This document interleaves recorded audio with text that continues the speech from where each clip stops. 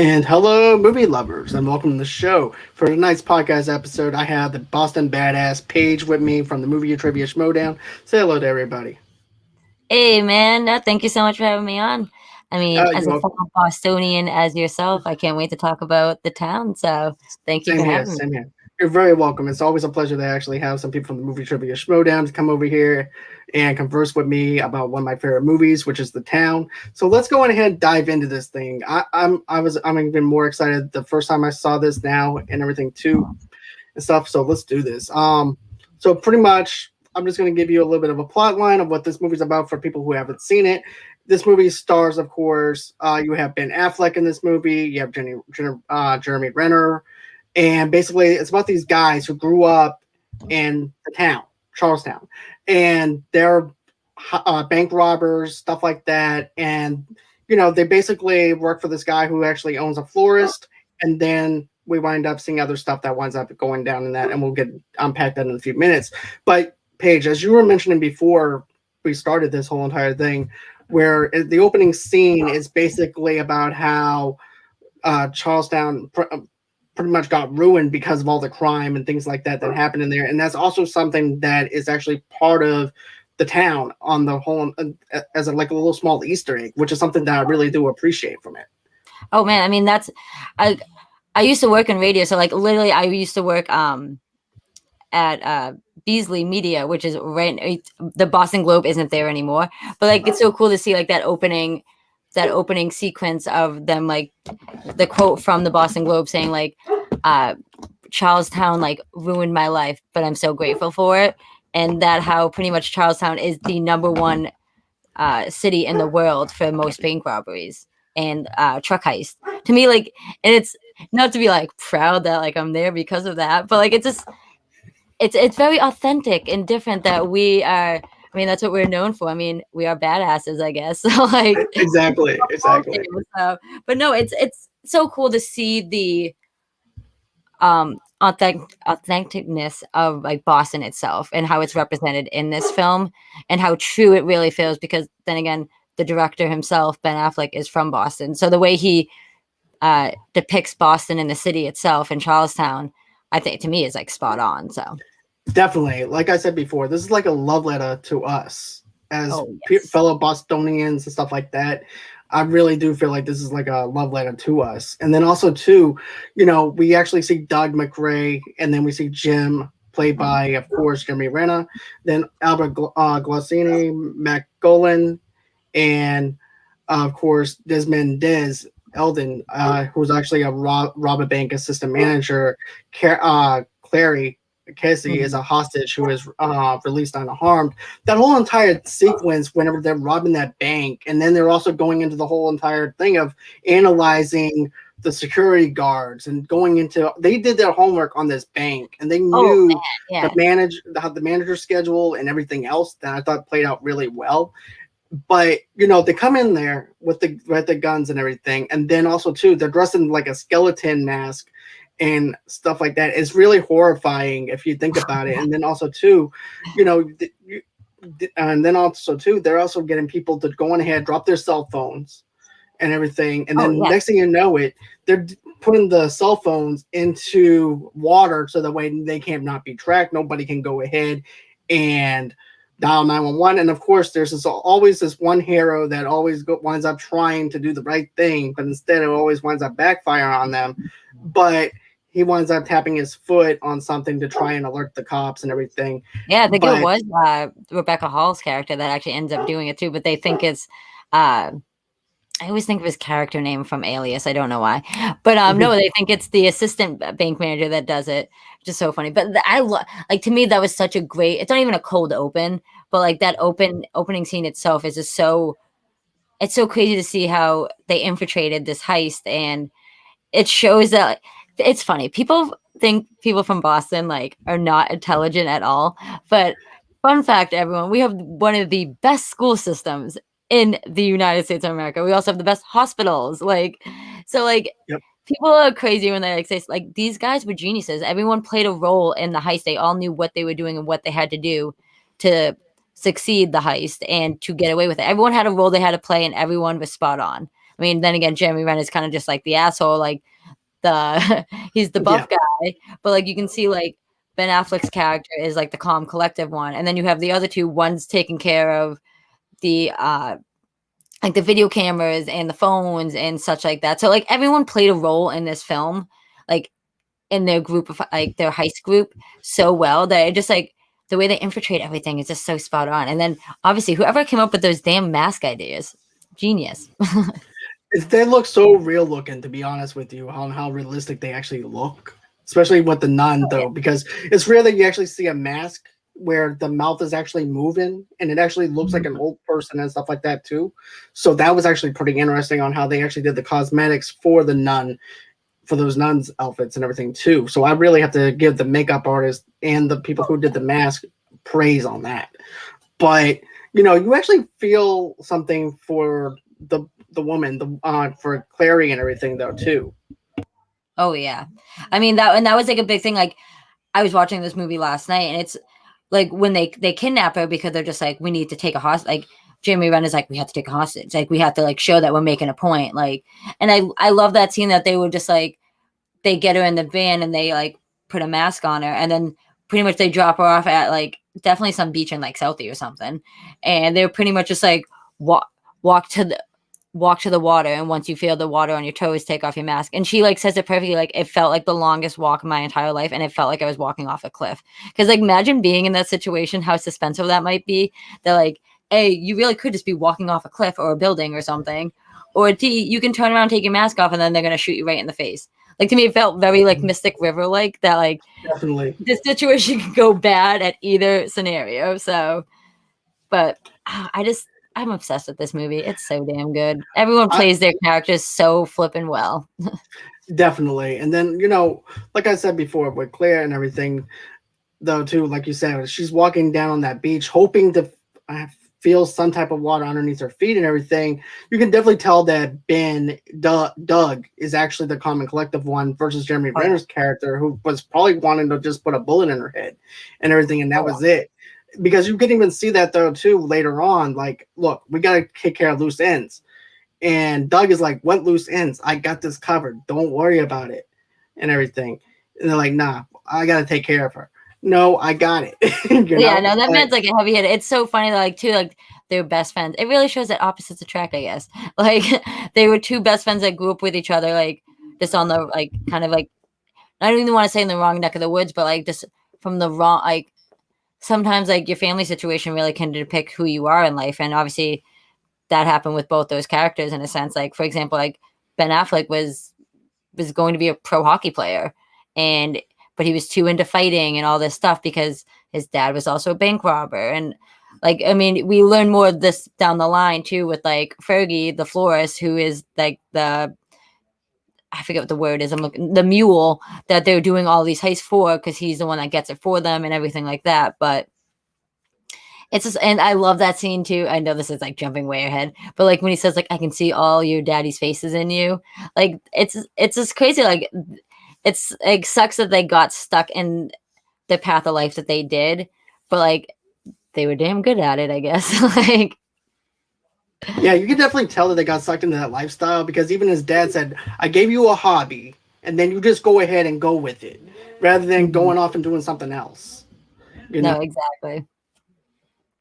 And yeah, but then you know, let's talk about like the cinematography of this film, because oh my god, the way they depict Boston and like the city itself is just so surreal and just so beautiful too. Like, I mean, I used to work in the city, so like driving over like the Zanka Bridge all the time and like seeing the Boston sand and gravel place, and I'm like, hey, that's where Ben Affleck worked in the movie. Like, it's just like so cool to see those the dive bars that they hung out in, or I mean, Lansdowne Street and like Fenway Park and stuff. Like that was just like so surreal. And I was telling you before this, like I used to work at Fenway, like in the promotions department, so it was so cool to be like, I mean, obviously I've never been in the money room, but like those little divot areas that they go in and stuff, like it just shows like how rich and pure the like history of Fenway is in a sense, because it is one of the oldest ballparks in the US. But like you like feel that vibe like when they're doing this whole thing, because like it's been there for so long. Like the blueprints from it must have been like it's so easy to get, I guess, in a sense, like for them to be able to complete this heist. But like every scene, the way they show Boston, I feel like it's just like a character itself in the film.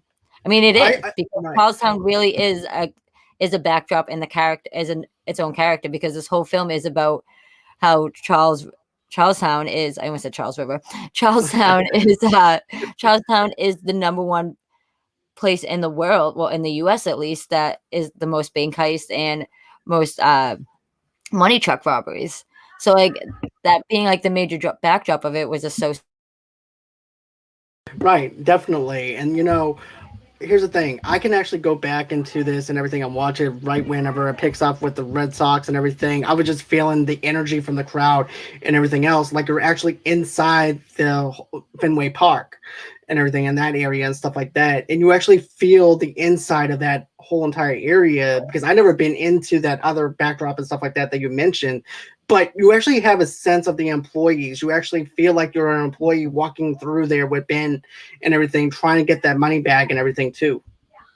Oh, it's like it's funny because like I said, I did work there, so like that's literally like how it is. Everyone's just like doing their own little job, but like there's so many different people like walking around and stuff. I used to always say, I'm like, how did I never just be able to walk into Fenway, like no issues at all? I mean, nowadays obviously security is way like stronger and stuff, but like I'm just like random people could just wander in here, and I mean. For an example, I guess you just have to dress up as a cop and you could possibly get away with it. Like, especially with those strong Boston accents that they had, it kind of worked for them in their favor. So Definitely. And then also too, like you were saying though, with all the streets and stuff like that, and then saying, hey, I used to walk down this street. I used to hang out at this area. This is where my friends grew up in and everything. You can have that nostalgia feel to it. You can actually feel the vibe of walking down the street in a Boston area and actually have a sense that, hey, I used to be here. And it brings up a lot of nostalgia and stuff like that for me, because I used to spend 2 months up in Boston with my family and everything, because I come from a huge Italian family. So yeah. If you have an Uncle Tony, you come from an Italian family. So yeah. but yeah, Oh, you're gonna say sorry? No. Go on ahead. Oh no, I mean like that's like and this is like with honestly with any Boston, like any film with Boston is like the backdrop of it. Like Mystic River, Good Will Hunting, The Departed, like all of those films, like characterize and play Boston off so well, and it just like the history just feels so rich behind every scene and every backdrop that is like shown, in a sense that like it really like that is really what Boston looks like, and it just looks like we were talking about this beforehand, like. Obviously, like when people film stuff like in studio lots, like, oh, this is what LA looks like, or like this is what Chicago's like. No, this is like Boston. Like this is like the real deal. Like this is like where we grew up, and like the fact that we get to see it so pure on screen and the way it's represented is just, I don't know, it brings me joy. They're doing it. Same here, to be honest with you, because here's the thing. I feel like Boston always winds up getting represented in the right way when it comes down to the films and stuff. And everything. I feel like they always have the best representation on screen when it comes down to filming in Boston, and they actually understand Boston and everything. So that's something I really respect from them, But then we wind up finding out though too that Ben's character Doug used to be a hockey player who was going to get drafted by the NHL at one time or the other, and then of course.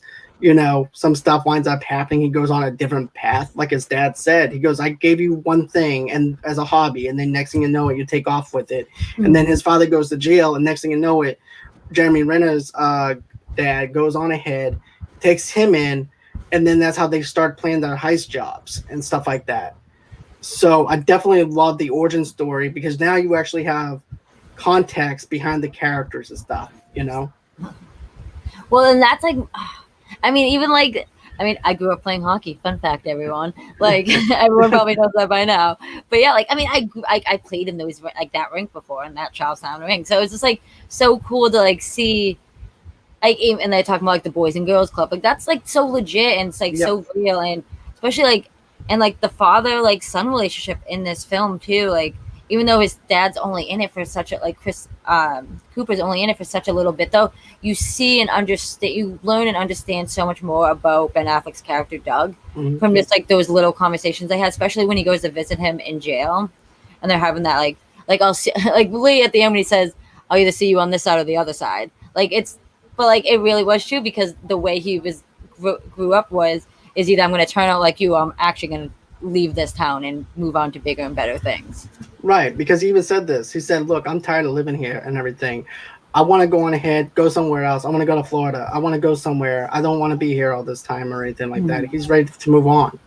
And and then of course he meets Clary whenever he winds up holding her hostage, and then he winds up falling in love with her, which is kind of like an odd type of thing in a sense. It was funny because when people like think of that too, they're like, oh, of course it's like one of those like stupid romances, like you fall in love with the kidnapper or something like that, or kidnappee. But like I don't know, the relationship was so pure, and like I did like their chemistry because she is like a toonie, like is what they called her. Like she wasn't from Charlestown. She was from like outside of like that area in Massachusetts, like probably like just not in the city itself. So they called her like a toonie and stuff. So it was like cool to see like that toonie and like that townie kid himself like falling for each other, because it's even that cute little scene, like, yes, I call it cute, when they meet each other in the laundromat. Like obviously he's spying on it because he's trying to get like tabs on her and stuff just to make sure she's not like gonna snitch on them and stuff, because she definitely heard their voices and everything like that and saw the tattoo on the back of Jeremy Renner's neck. So like that little scene though, when she's like starts like crying when she asks him if he has change and he's like no, and then she like starts crying and he's like I like to have a good cry at the nail salon, like, but like that's like right there, like you could tell like he was like generally like kind of like a good guy, and he actually was trying to like figure out his like footing in life, and he didn't want to do what he was doing the rest of his life. He wanted to like make it better, and I think meeting her definitely was like his jumping point of that, like I should change, like I could be a good person kind of. It's also like gritty as well. No, hi Paige. I see how it is, guys. Okay, say hello to everybody to Paige, man. Say hello to but I love the whole smart assy Ben though, when he goes, "Hey, do you have change for the laundry?" "Nah, I don't have it." And then basically trying to brush her away, and then all of a sudden you have that little PTSD moment of them holding the gun to her head, and then just seeing the horrification of what happened, and you can see it in her eyes and everything. There's something more to her that's being horrified because of what they've done, and there's also that guilt and shame that he carries with him. Exactly, and that's what I liked a lot about that scene too, because it shows that like he knew what he did was wrong, so that's why he wanted to be the man to keep the tabs on it, because obviously we knew what Jeremy Renner was gonna do. Mr. Jem himself was definitely just gonna go do a hit real quick and have no issues with it at all. Exactly, just put a bullet in her head and that's it, and be done with it. Cover up all the loose ends. And I like how Ben is like trying to be all on, just carrying on a conversation. So, did they see anything? What did the FBI say? Wouldn't you think if someone was asking me that, I'd be like, were you like one of the guys? Like, why you asked me 21 questions about something so dramatic? Like, well, like I did think that scene was like a little interesting, because I was like, if I was her, I would have been like, why you like ask, like, then again, I asked 21 questions about everything, so people would probably be like, you're sketchy, why do you want to know all this? Like, see, for me though, trying to get to know somebody, and then they say, hey, look, before we go on this date any further and everything, there's some stuff that I gotta tell you. I was held hostage at the bank and everything, and so it raises the question, okay, so did they get the guy, or what, or they did not get the guy? Is there a suspect? Is there not a suspect? It's just like average things that people off the street would probably ask, because exactly. So, but it's just like, obviously, like, since us as an audience know that like he was part of it and stuff, you're just like, like you should feel awkward saying this. Yeah, Jeremy Renner's character is a nutbag in this movie, but I love every second of it, because I mean we were gonna talk about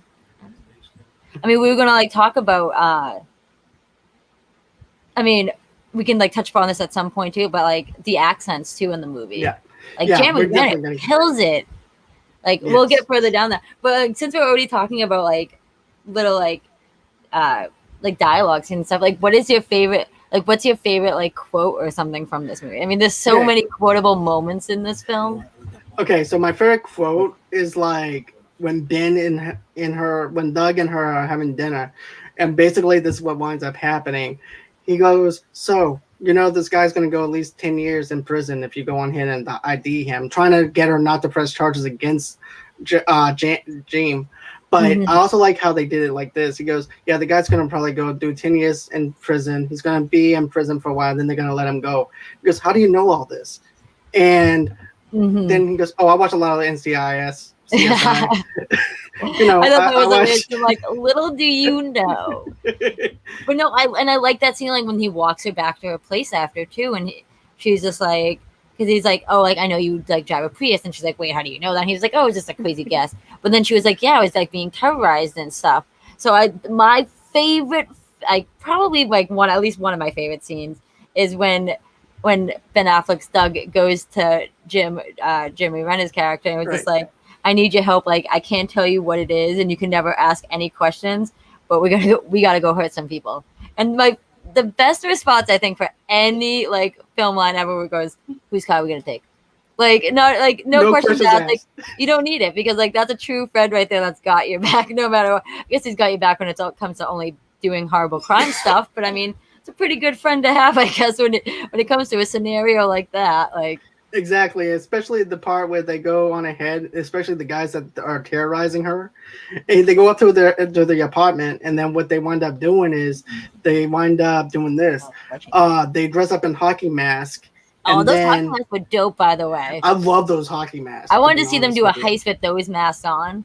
You see, I thought that's what they were gonna do. I would like to actually see like a Boston Bruins heist job that they were gonna do, or whatever, for like an extended scene or something. That would have been cool. Maybe we'll get the town too, and they'll like rob the garden or something. Right. Exactly. Hold on. Ladazia says, no questions asked. Yep, exactly. That's a true friend right there. Yes, definitely. Definitely. Car are we gonna take?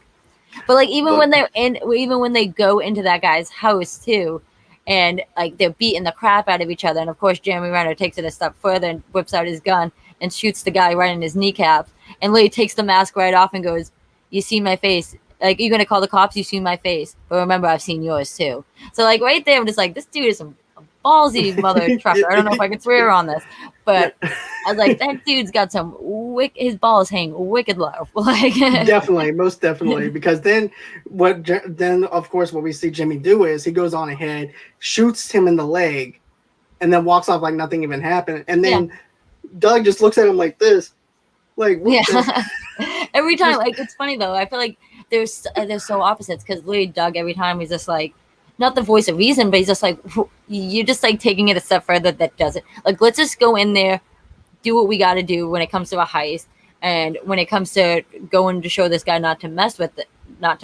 like chicks, to like, let's just go and prove a point, like scare him, not friggin' like almost kill him, like. Exactly. And then of course let's talk about Agent Adam Frawley though too. He's actually trying to take these guys down, and he's trying to find out who's actually doing the heist jobs and everything. I like how he's piecing everything together. He's like, let's just go on ahead, bang on some doors, and see what happens. Yeah, no, and I thought John Hamm did such a good job in this role as the FBI agent, because he really, like, he's an asshole, but he's doing his job. Like he's the way they piece it all together too, and how they figure kind of everything out. Like I forget the guy's name, the guy that was like his partner, or the guy he was working with, when they like figured out like the youngest guy in the crew, all the way right there above me, that like all of his sick days were on the same day of the heist. Like, like the little things that they were piecing together to figure out the bigger picture, but obviously they had no fingerprints. And that was like the best thing about it, is the way they did their heist. They would just every step they made, they knew to cover their own tracks. Definitely. Like even with that chase scene, when they're like the second scene when they're trying to steal from the truck, and they have to like get away, and it's pretty much just like them against the cops, like driving. That was a cool ass scene to see. That was. I mean, I was on the edge of my seat, well, on the edge of my bed rather, or whatever you want, but still, you know, I was like, oh my god, this is like GTA but an advanced level. Yes, you know? Yeah, right. It literally was, and the way that it literally is. Because if you guys want to know how to play really good video games and get away with crazy heists, watch this movie. Right. But no, it really was, and like them like always using like bleach or like gasoline to blow stuff up after to cover it, like so genius. And then like the fact that one of them like steals, they go to like a barbershop and they take all the hair from the floor, and that's how like they're like now they have everyone's DNA from Charlestown. Like that's how you get away. Like just smart how they get away with stuff. That's what I'm just saying. The way they depict this movie, like it's funny when you see a lot of movies like this. I mean, then again, like I don't know if you've ever seen like The Inside Man, like I've seen Clive Owen, like Spike Lee's film. Like that is like a smart heist film, but like there's not very many smart heist films like this. No, unless you count Den of Thieves, which is also another good heist film. Oh yeah. But yeah, there are not that many good heist films at all that that takes it on the serious note. Yeah, we have the Italian. Don't get me wrong, we have the Italian Job, and I love the Italian Job. But the Italian Job, you're just going for the ridiculousness of the Italian Job and what it is. But with this, you're going in for the full throttle of the thriller of the ride. Seeing if Ben is actually going to get caught. What's the outcome for these guys who grew up in Boston and everything? That's what you're going for. And if this FBI agent's going to take them down. Yeah, and it felt just so authentic and realistic too. Like, I mean, people like us two from like the Boston area, like to me, it felt so authentic. And like, yeah, I've never robbed a bank. Not that I know of. Not that you people know of, I should say. But no, like, I mean, we've all dealt with like nonsense like Boston cops that like it's like shit like that. Like it's the way everyone acts in this film is just so legit. And I know this is like a random part, but like I love that scene in the film when they have the nun mask on and they finally get away and they're in the other Jeep or whatever it was, and they turn over and they get out of the car and they look and there's this I don't think it was a stadium. I think it was just a Boston cop. Yeah, it was just a city police. At them and they're just like, and he just turns away. Like that was just like, I was just like, yeah, that. Well, shit think of it happens. Right, because here's the thing: he's outnumbered. They have automatic weapons for crying out loud. That's true. Yeah. And then also too, think of it like this though too: backup could be all the way across the other side of Boston. So therefore, by the time that he calls it in, and by the time everything happens, he could be dead. Oh, and he's outnumbered though too. So that's and I mean, he probably worked for Fergie's like payroll anyways too. Like when a guy like that, when people do stuff like this, like they got cops working on their payroll. Like let's be honest, like you don't get away with as many stuff as you do unless you know a few people along the line. So right, but I just love it how they get out of the car and then what they do is they just stare at the guy and then they're looking at each other. He's like, fuck this. And I just love that like no one was like too like everyone was, it's just like one of those awkward silent moments and it was like, oh shit, what's gonna happen? Like that to me, like that was like a gullible moment. Like it was actually like for such a serious film, like that was a funny moment for me. Just like to see that happen because that's probably what really would happen because that cop was not that dumb. He's like, I'm not gonna get shot over this dumb shit right now. It's like exactly. 5 guys against one. Like exactly, because here's the thing though too, like I like dark humor if it's landed well, and that to me is very dark humor dealt in the right kind of context without even having any dialogue. And everything is I love when you don't have to try hard to get like the laughs or the smirks. Then you're doing it right. If you don't have to try hard, like this was not a try hard moment at all. It was just one of those like oh shit moments that you're just like that's pretty funny because you knew which way that could have gone. So definitely, and then also too the crazy thing for me and. See, tell me if I'm wrong here, but remember when the cops come over to where Ben and all them work at? Ben just casually goes on ahead, takes off his helmet, hands it over, then goes over to the police car. I'm like, wait. You're not. I thought that was funny too. I thought that was funny too because I'm just like, thank you, Brandon. She's from New Orleans, so.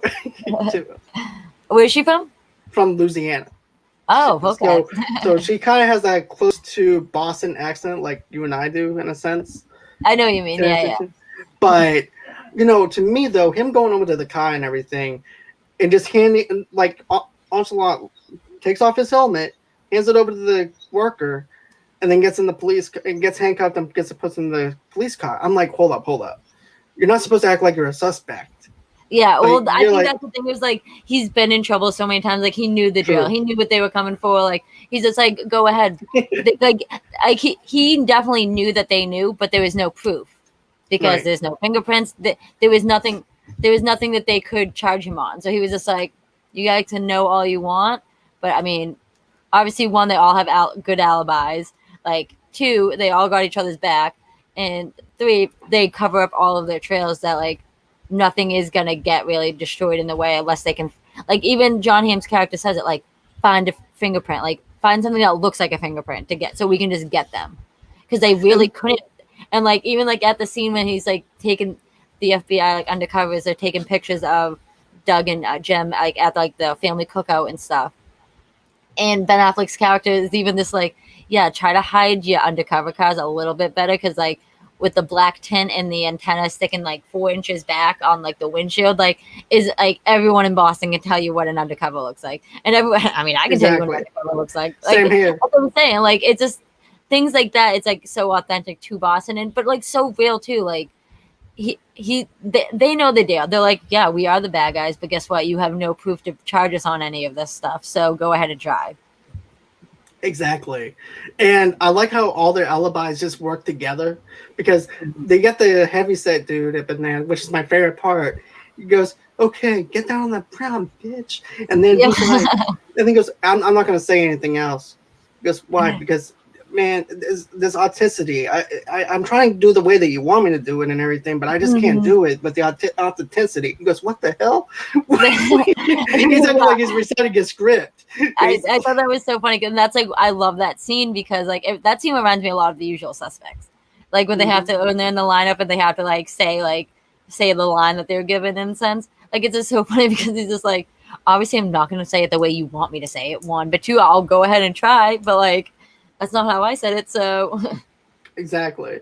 But I just love that scene. It cracks me up every single time I watch this movie. And then you go into the other room and their stories are all lining up, and they're in separate rooms, which they do in the interrogation. He goes, hey, tough guy, by the way, we got a thumbprint. And of course, they don't have anything. They don't have no thumbprints, and they all know it. And they have no choice but to let him go. Next thing you know, they're blowing the money on strip clubs, things like that. And yeah, exactly. drugs. They have to clean the money, and and the funny thing was they knew how they were going to clean the money too. Like obviously these FBI agents like knew what they would like. They know their job pretty well. Like, and it's just like funny to see like them doing that. They're like, well, we have to clean this money, so let's go do exactly what these cops are saying we're going to do. Like, but they're exactly with it, so it's okay. Like, definitely. Once you put them at the scene, then they're getting away. Right. Another thing, though, too, with the whole entire sisters heist thing that they did with the nuns.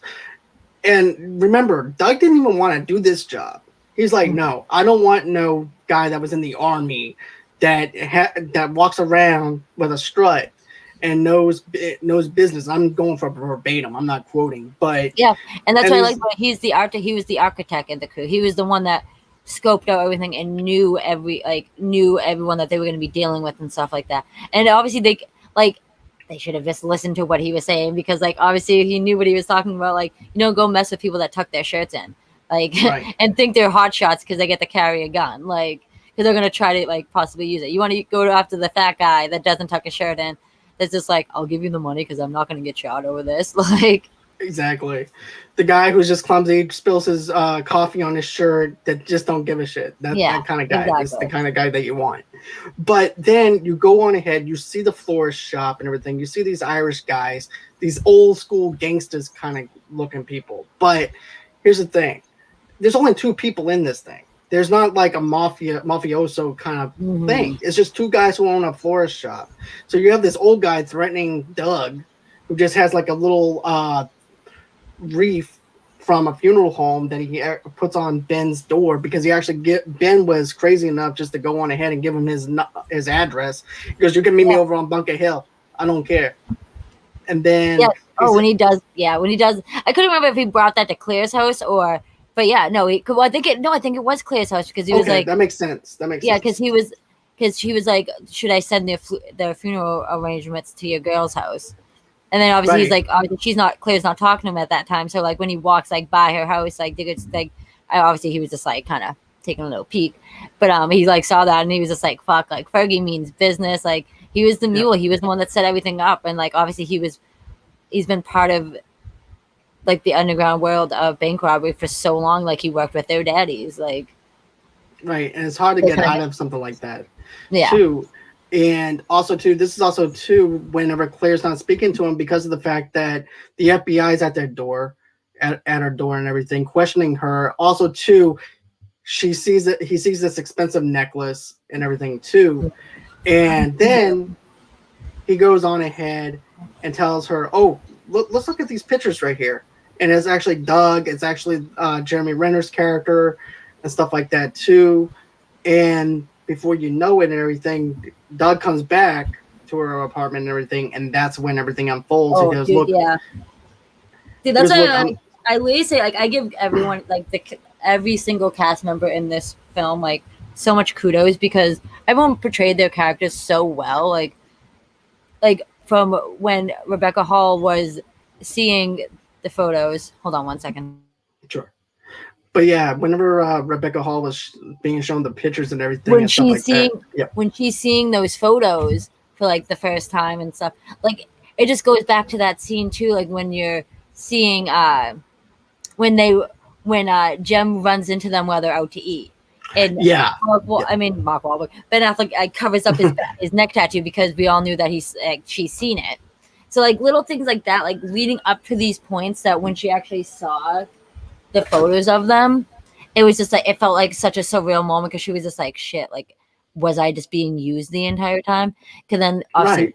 the necklace and stuff, and then you have Blake Lively's character who plays like the junkie supposedly baby mama, which isn't really his kid, but it's Jeremy Renner's sister. So like little things like that, like everyone just plays their character so spot on and just like the authentic. And it's so funny too. Like I know I'm kind of stepping away with what you just said, but like No, it's Blake fine.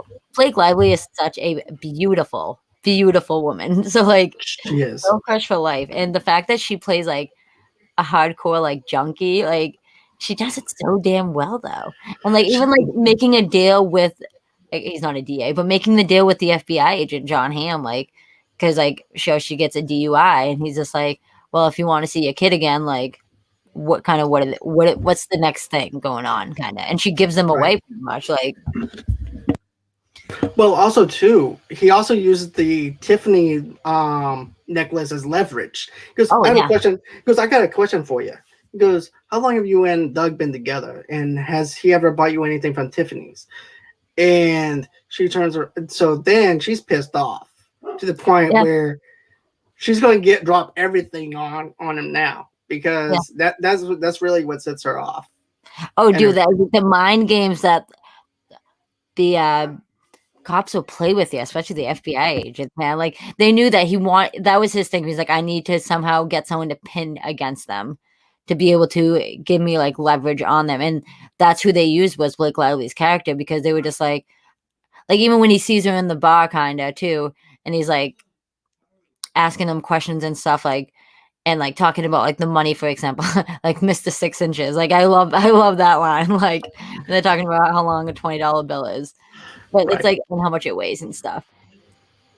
But like little But things like that, like it's just and that's the thing. He used everything he used everything Rebecca Ben Affleck's character was doing for Rebecca Hall, Claire, against Blake Lively's character. I forget her name off the top of my head for some me reason. too. Um, but like for her to like remember, like right before he does like the heist at Fenway, like she literally goes, "Where are you going?" Like I'm going with you, and he's like, "No, you're not." Like I'm leaving with someone else. Like Mhm. And then also too, Claire also quits her job though too. I know we're skipping and jumping around, but that's okay. I'm having a good I know. time. Sorry that I did that. No, I no, didn't no, know if no, we no, had no, anything no, I no, apologize. no. Don't. I'm having a good time just doing it like this though. To be honest with you, but then there's also the other thing though too. The FBI agent's like, you know how I told you you weren't a suspect? Well, now you're a suspect because she quit her job, which makes her even more of a suspect before, because now you need to go get a lawyer. Yep. So yeah. And that was the thing too. Is just Oh, like it. There we Krista, go, Krista. thanks, Okay. Charlie. Yeah, she definitely. Like, I mean, if you look at it too, like obviously before she like knew who before she knew who he was like even from the cop perspective, like when they were trying to figure everything out, like it does like look like she was kind of like helping him out in a sense, even though she wasn't at all. Because like obviously she quit her job because of like the PSD of like that trauma that she Right. faced and stuff. And it's so crazy to think that like that all that trauma she faced was from Ben Affleck and his crew in a sense. that like depict their whole relationship like about this like film in a sense too. Right. And another thing though too that I want to mention is this. I mean, and then he turns around the FBI, John Hamm does such a great job at doing what he does because I liked him in Baby Driver, but I also liked him in this though too. Oh But yeah. he does such a good job at laying this down. He goes, by the way, we're a national agency. So Yeah, like he's like a badass like cop in this movie. It's so funny to see him in like this film and then in like Baby Driver like as like the opposite end of it all like right. spectrum. But like no, like it's just so good too. He plays such a like I want to see him in like I don't watch CSI, but I'm like he would be great in that show or like I think Law so and too. Order. Like I could totally see it though. I could see it. 100%. He was so good in it. So this time, now at this point and everything, Fergie is setting up everything in Fenway for them to rob Fenway Park, and I'm like, this is gonna go down south really bad. Oh yeah, I mean even Ben Affleck's character too said was like, "I'm done. Like that was my last job. Like I don't want to do this." And right. Fergie was like, "You don't have a choice. Like I'm gonna clip your balls if you don't do this." Like pretty much like what it was coming down to. Like you're gonna do this for me because I told you to. And so like obviously at the start, everyone's just like, this can either go really well or really badly. Exactly. So it's gonna be a hit and miss no matter what. I feel like. Right, because remember, he also said this to Fergie though too. He said, if anything happens to Claire, I'm gonna come back over here and I'm gonna blow your brains out inside your shop. And that gave me goosebumps every single time I hear that quote. And this movie does have a good Heat vibe to it with Val Kilmer, and yeah, it definitely does have that vibe with Al Pacino.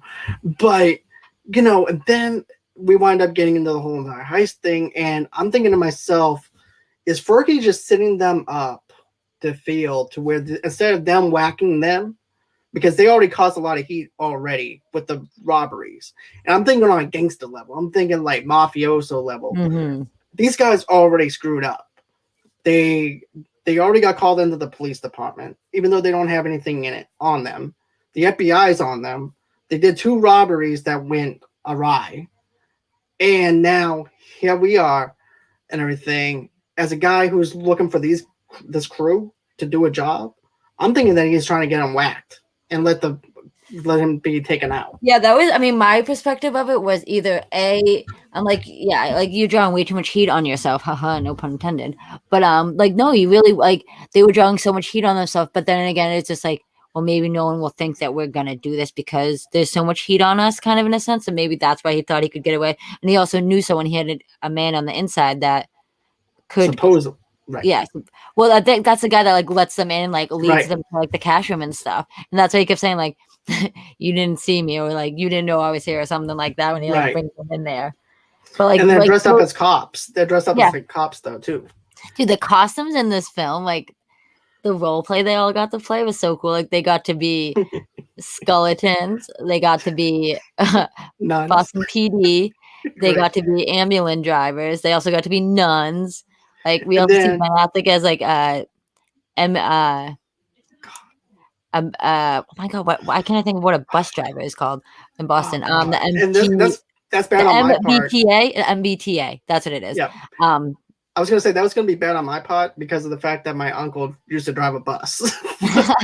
So that was gonna be bad on my part if I wound up doing that. But but yeah, you got to see a lot of espionage when you think about it though. Oh yeah. And yeah, he actually got to be a paramedic and a cop, and the costumes look so real though, to be honest with you, with the cops' outfits and everything. This came out like this is like authentic suits on the way they look. They're going through it with their aviator glasses, and then they go into the cash room and they're like, what, you guys can't see? He goes, what? You guys called me. He goes, what? You guys called me about the call, the call. Where's Joey? Joey's in the back. What are you talking about? They're like, we got a 911 call. Who called? Everyone get on the ground. And then they all like, it literally goes into like a Mexican standoff for a hot second. And then those guys are like, yeah, let's get on the ground real quick. Like, and the funny thing is, there's just 2 guys holding them at gunpoint when they're actually outnumbered. Doug and James is actually outnumbered. But they were going to get away with like $3 million so that way they can go their own separate ways. Dude, and at first, dude, like, they kind of like, I mean, if Krista, is that her name? Yeah, Krista. Blake Lively's character, if she didn't tip off John Hamm's FBI character, they probably would have gotten away with this, or at least like would have been able to escape. And like, because they literally they made it back to the ambulance with the money. All they had to do was at that point just get away. Exactly. But it all went downhill when I love that the scene that happens when it's like so silent and you just like see like Ben Affleck like looking around and it's like something isn't right, and he just looks out like the garage doors of Fenway and he's just like, when he sees that, he's just like there's just Landown Street is literally just like jam packed with like SWAT cops everywhere, and then you just know from there on out like shit's about to go down. And you just have like everyone in Fenway though still doing their job, like no biggie or anything. That really, and like I said, I worked at Fenway, so that's like really how it is. Like before games start and stuff, everyone's prepping up their stands, or everyone's just getting everything that needs to get done like before like the first ball is thrown. So like, right, and also too, here's the thing: whenever Ben's looking around, there's that eerie stillness of quietness, and I can't, like, for that, it was reminding me of something like on Nightmare on Elm Street or something like that, where basically you're ready for Freddy Krueger to come out of the corner, but it's FBI agents coming in and everything too. So you have them inside, then you also have FBI out on the outside though too. So you have this eerie quietness, and all of a sudden FBI on the ground, and all of a sudden it's just chaos. Oh, dude, everything. That like that whole scene and stuff is just.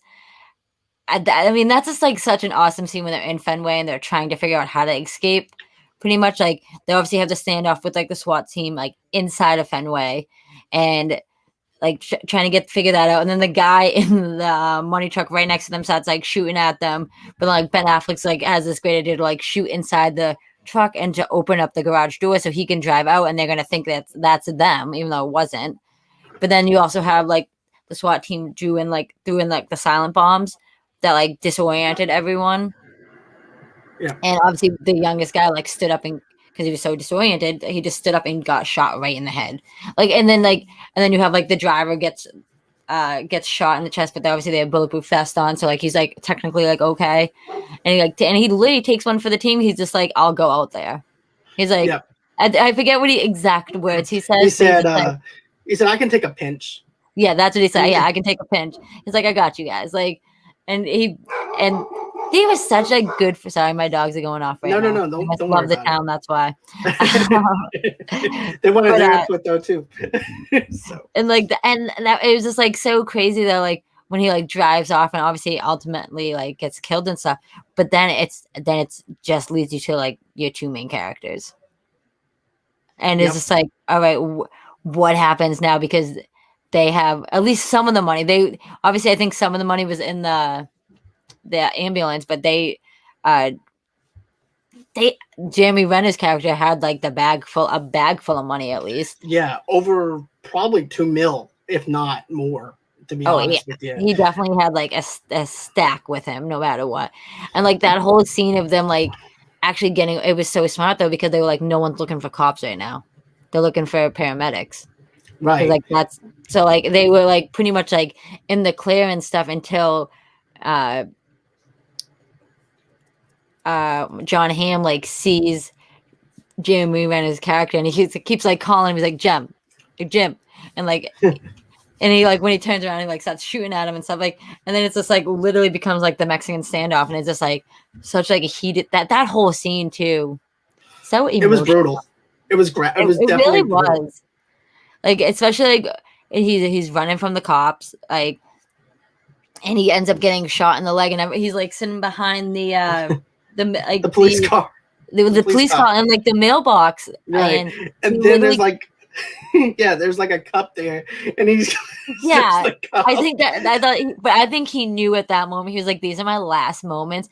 Give me this gross ass, probably like Diet Pepsi that's like old and flat as hell." And let me just drink this real quick because I'm probably going to get AIDS from just drinking this. So I guess I'll just go out with a bang. And like that whole scene when he just like goes and like, he's like, yep, I surrender. But you obviously know he's going to go up with the bang no matter what. And that scene, like, and you can just see it too in like Ben Affleck's character's eyes. Like when Jeremy Renner gets shot, that he's just like, there's nothing like he could have done.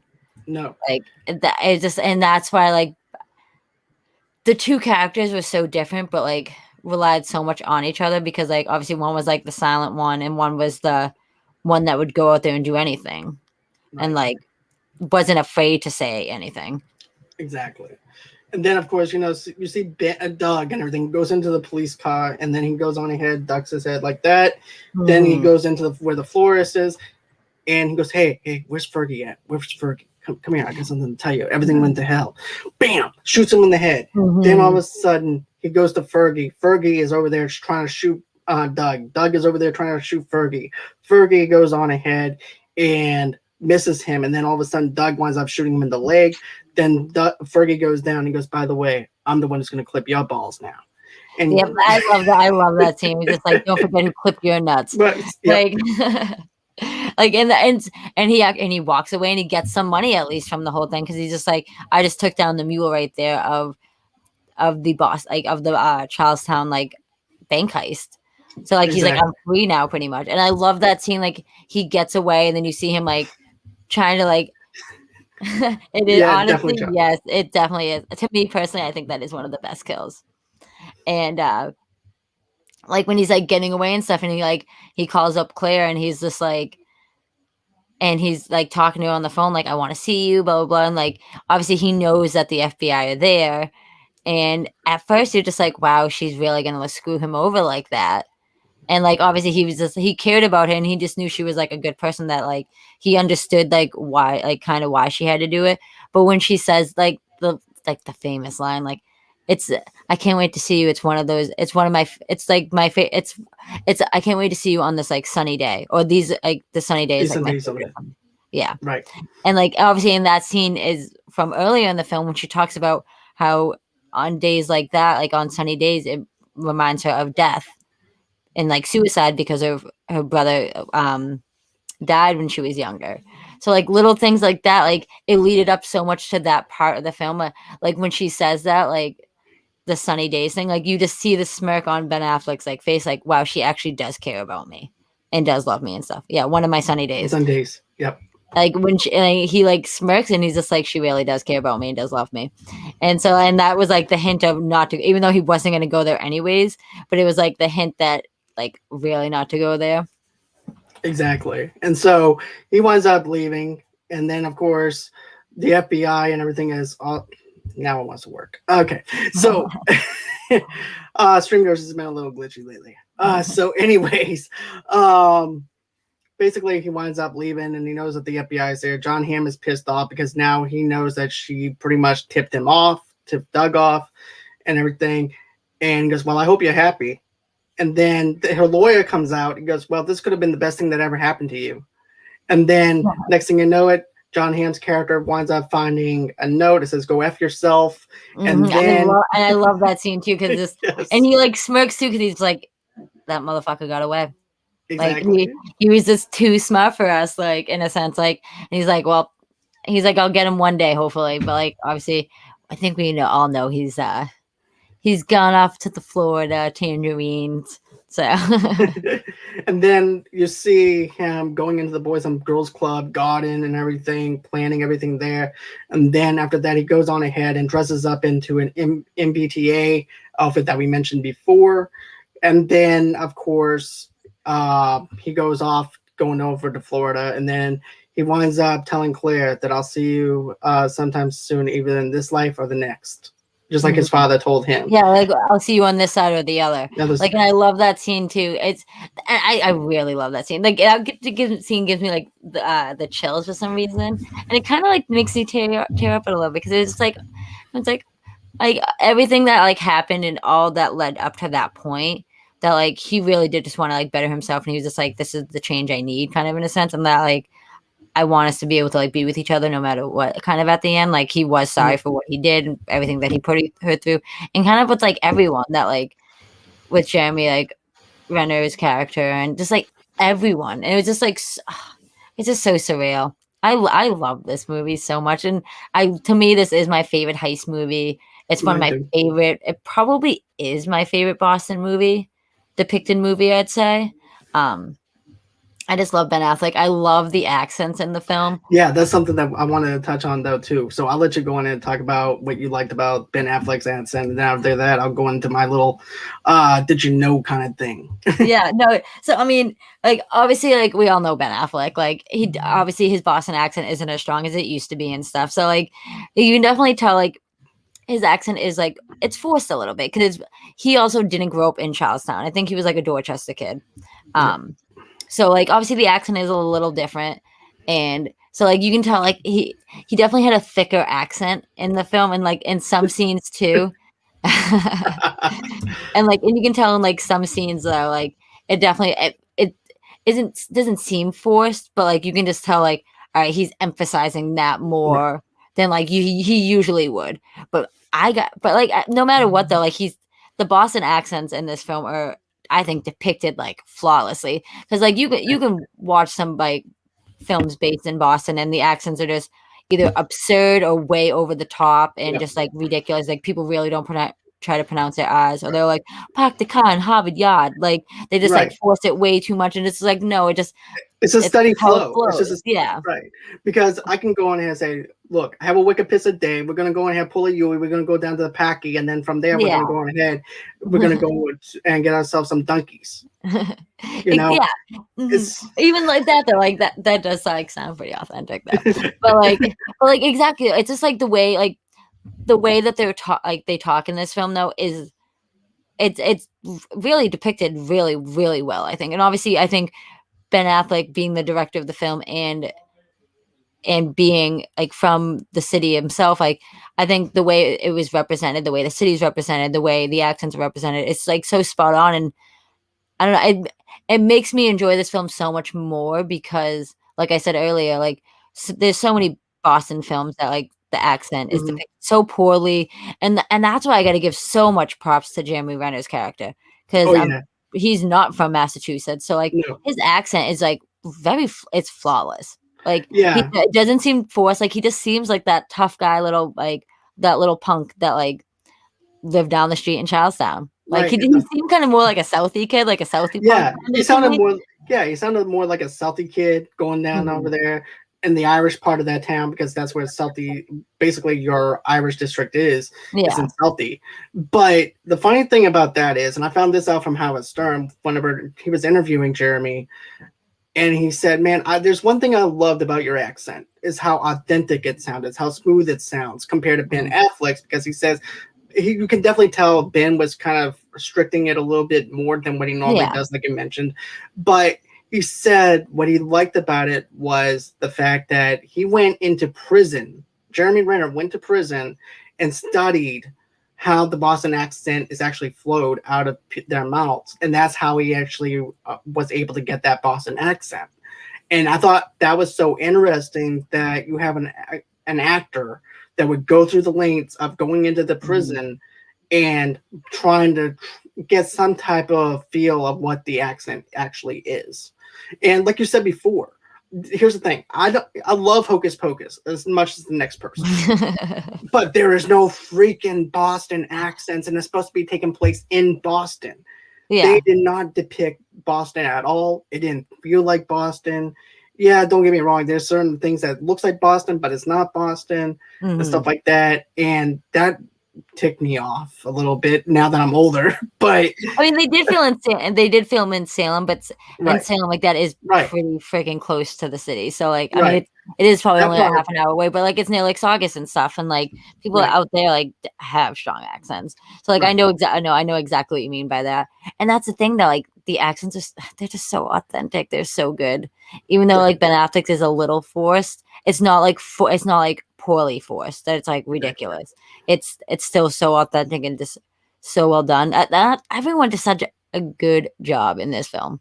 They Like definitely did. everyone, and like for Ben Affleck's what the word am I looking for?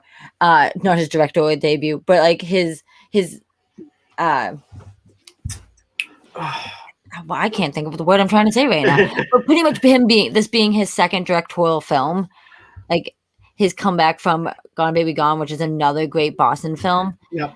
That like it just like shows that this man has so much talent and knows how to represent Boston so well in his films.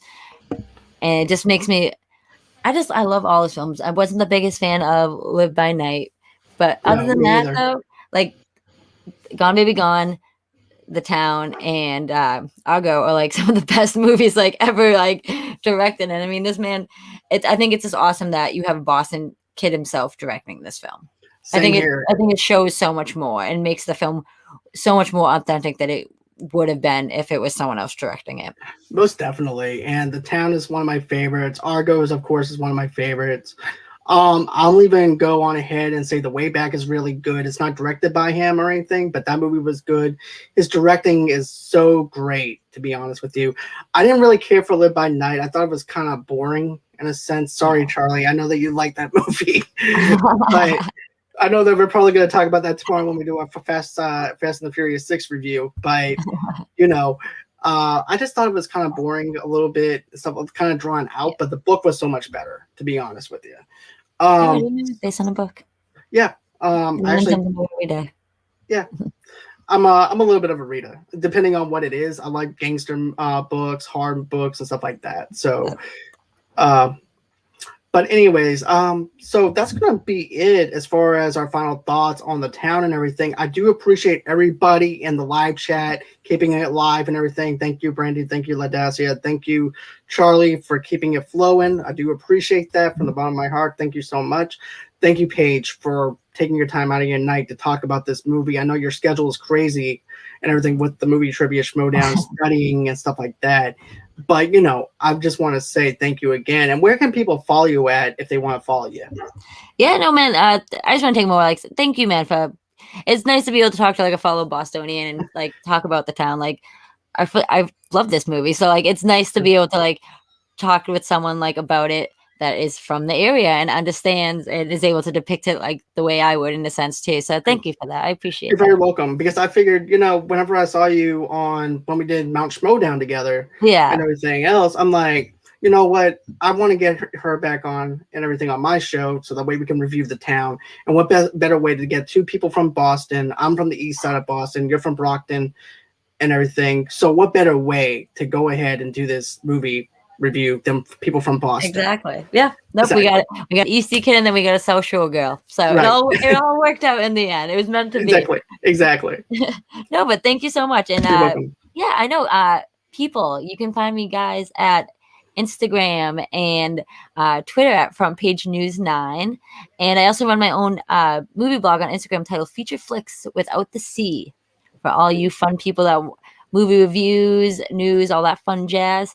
And guys, July 21st, if you're cool and you're a Patreon of the Schmoedown, you guys can watch it on July 19th. But I'm facing off against Rachel Switchblade Silvestrini. So, I mean, I don't know why someone would try to bring a Switchblade to a Schmoedown fight, because they haven't faced these guns yet, guys. And Boston Badass is coming in hot, trying to get my first W. So definitely stay tuned, guys, and check that out, because it's going to be a good one. It's going to be Boston like the town, kind of. I'm yes. Heisting and taking over the Schmoedown with this match, guys. So most definitely Boston strong all the way. Go Red Sox, Pats, and of course Celtics and Bruins.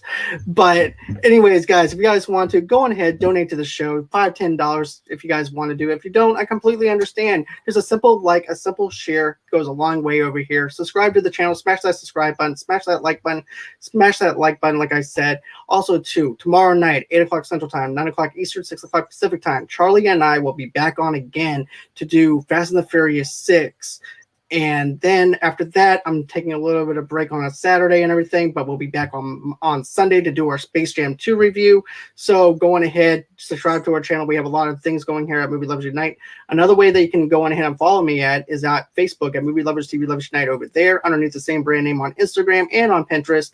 And yes, for some godly reason, I decided to sign up for TikTok, which I don't have any clue what I'm going to be doing there. But if you want to follow me there, feel free to do so, kiddos. So anyways, and another thing too is go to www.movieloversunite.com for all your entertainment needs and wants. And then follow me at Movie Lovers Unit on Twitter and on stereo as well. We do some shows on stereo from time to time.